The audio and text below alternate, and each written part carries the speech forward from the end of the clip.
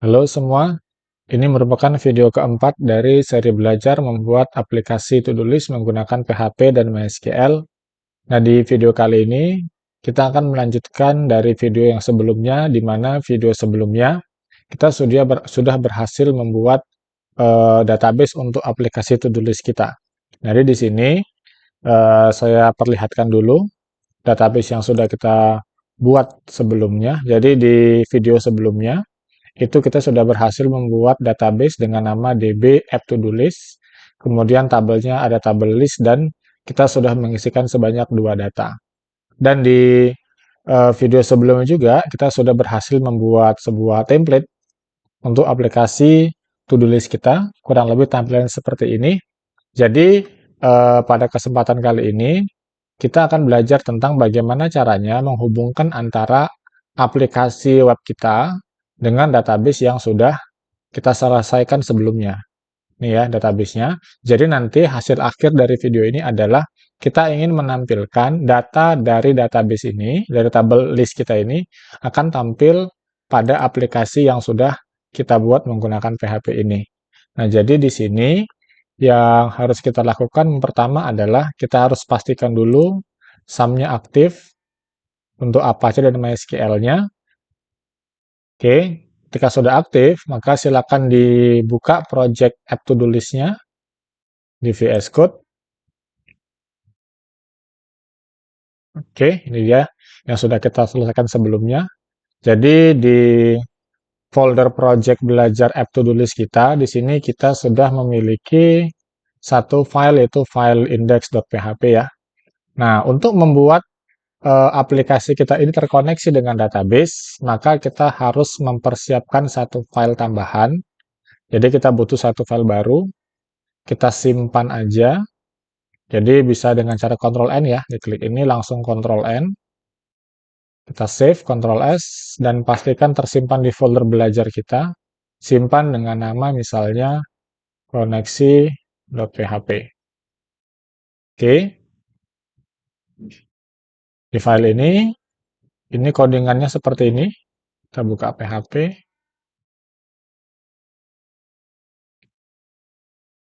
Kita siapkan dulu variabel pendukungnya.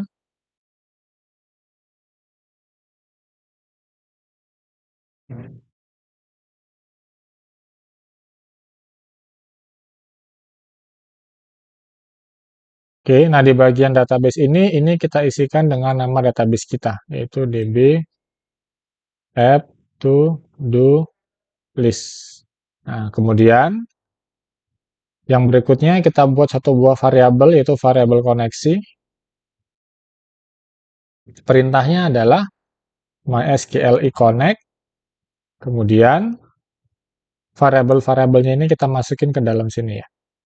Jadi, artinya dari perintah mysql connect ini adalah kita mau connect ke database kita, yaitu localhost, dengan username-nya root, password-nya kosong, dan database-nya adalah db app to do list. Jadi tinggal kita buat di sini, mysql connect, isinya adalah variabel host, variabel user, variabel password, dan variabel database. Oke, kemudian kita kasih exception or die, gagal koneksi. Jangan lupa titik koma di akhirnya. Oke, kurang lebih untuk file koneksi kodenya seperti ini ya. Jadi ada variabel host. Variabel host ini adalah server kita ya, jadi localhost. Usernya root. Passwordnya kita kosongin aja dan database-nya adalah nama database yang sudah kita siapkan sebelumnya. Lalu tinggal kita buat perintah koneksinya. mysql connect, variabel host, user, password, database, or die. Jika gagal, maka nanti dia akan menampilkan pesan kesalahan berupa gagal koneksi. Oke, ini kita save dulu. Lalu kita uji di browser ya. Buka di browser, kita buka tab baru aja, nggak apa-apa. Jadi kita buka localhost / belajar app to do list / koneksi.php, nama filenya tadi ya, enter. Oke, ketika tidak ada pesan error, maka file koneksi kita tadi sudah berhasil. Nah, nanti kalau seandainya ada kesalahan, misalnya nama database-nya ada salah ketik, misalnya kurang seperti itu. Nah, biasanya nanti akan muncul pesan gagal koneksi seperti ini. Ya, ada muncul pesan gagal koneksi di baris ke-7. Dan ada muncul pesan unknown database. Database-nya tidak ditemukan atau tidak diketahui. Karena memang tadi penulisannya kita salahkan. Gitu ya. Oke, itu tahap yang pertama. Jadi untuk membuat aplikasi kita ini datanya bisa bersumber dari database. Yang pertama kita lakukan adalah harus kita persiapkan dulu file koneksinya. Nah, ketika file koneksinya sudah berhasil seperti ini, barulah kita lanjutkan untuk membuat proses menampilkan data dari database, dari tabel list kita, ke aplikasi yang sudah kita siapkan ketampilannya ya. Caranya bagaimana?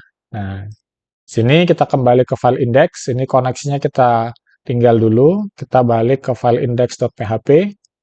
Nah, di file index ini kita geser ke bagian card-nya ya. Nah, jadi di sini kemarin kita untuk membuat yang bagian pekerjaannya ini, yang kotaknya ini, kita menggunakan card. Nah, jadi bagiannya itu, di codingan kita yang ini ya, dari card, div class card ini, sampai penutupnya di bagian sini. Nah, supaya lebih memudahkan kita kasih penanda aja. Kita kasih komentar ya. Misalnya, card mulai dari sini, kemudian penutupnya di sini. Sorry. Card sampai di sini. Ya. Jadi, kita kasih penanda gini supaya lebih memudahkan kita nantinya. Jadi, card-nya dari sini, tutupnya yang ini, makanya kita kasih komentar card-nya mulai dari sini sampai di sini. Kenapa kita kasih penanda? Karena card inilah yang akan kita lakukan proses looping atau perulangan untuk proses penampilan datanya nanti. Oke. Selanjutnya bagaimana? Nah, selanjutnya tinggal kita buat perintah PHP untuk menampilkan data dari database-nya. Oke, kita buka PHP di sini ya. Di sebelum card-nya kita buka PHP. Buka PHP langsung ditutup seperti ini. Oke. Nah, di sini yang harus kita lakukan pertama kali adalah kita panggil file koneksinya ke sini. Karena kita mau menampilkan data dari tabel list-nya. Cara manggilnya kita menggunakan perintah include. Saya besarkan ya. Include koneksi.php. Oke. Kemudian kita buat sebuah variabel, nama variabelnya misalnya SQL. Kita buat perintah SQL untuk menampilkan data. Nah, jadi untuk menampilkan data, itu perintahnya adalah select bintang from nama tabelnya ya. Ini tabel kita tadi adalah tabel list, ini nama tabelnya. Select bintang from, jangan sampai salah. Select bintang from list. Misalnya kita mau order by ID descending, misalnya seperti itu. Ya, oke.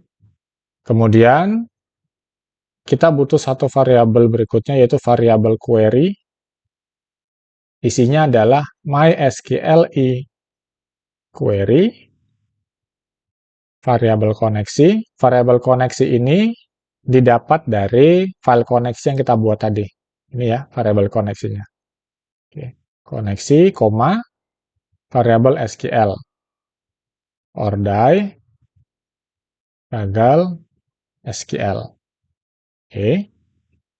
Berikutnya, kita buat satu variabel lagi, di mana variabelnya nanti ini akan kita masukkan ke dalam sebuah looping. Jadi di sini kita akan menggunakan looping while ya. Jadi kita gunakan looping while seperti ini. Di dalamnya kita buat variabel, namanya misalnya variabel data. Isinya adalah mysqli fetch array. Isinya ini variabel query-nya ya. Oke, seperti ini.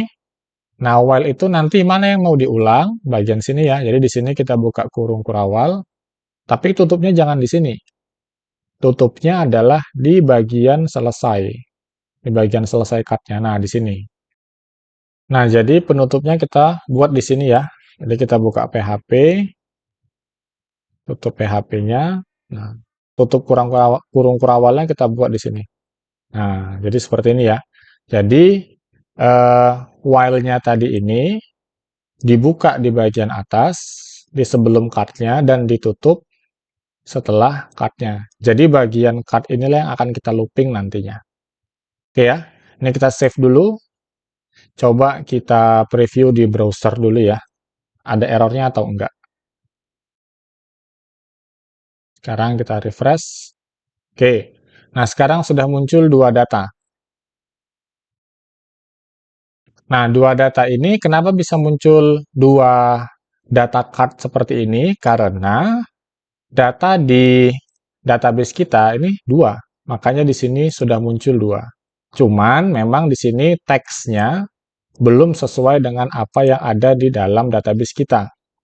Nah, sekarang tugas kita adalah bagaimana caranya teks yang ada di database ini juga muncul di aplikasi kita. Oke ya, ini caranya gampang. Kita cari dulu bagian teksnya di bagian card-nya mana dia. Nah, ini ya teksnya ya. Menyiram tanaman. Saya enter aja supaya gampang. Oke, menyiram tanaman. Ini kita ganti. Ya, ini kita hapus. Di bagian menyiram tanamannya kita hapus ya. Kita ganti dengan PHP. Gini ya. Buka PHP, tutup, echo, variabel data. Ya, variabel datanya bentuknya array. Didapat ini variabel data ini ya. Array-nya ini isinya adalah nama kolom di dalam database kita. Nah, jadi kita kembali ke database-nya. Nama kolom untuk teksnya ini adalah judul. Maka di sini kita masukin judul. Oke, kita save dulu. Kita kembali ke browser. Kita refresh ya. Nah, sekarang teksnya ini sudah sama dengan yang ada dalam tabel di database kita. Ini ada menyiram tanaman dan ada mengerjakan PR sekolah.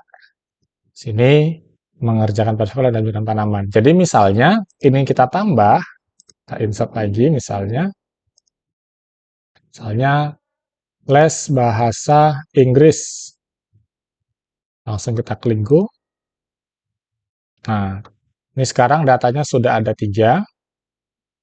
Sekarang kita refresh aplikasinya, maka sudah jadi 3. Jadi sekarang aplikasi kita ini sudah connect ke database yang sudah kita buat.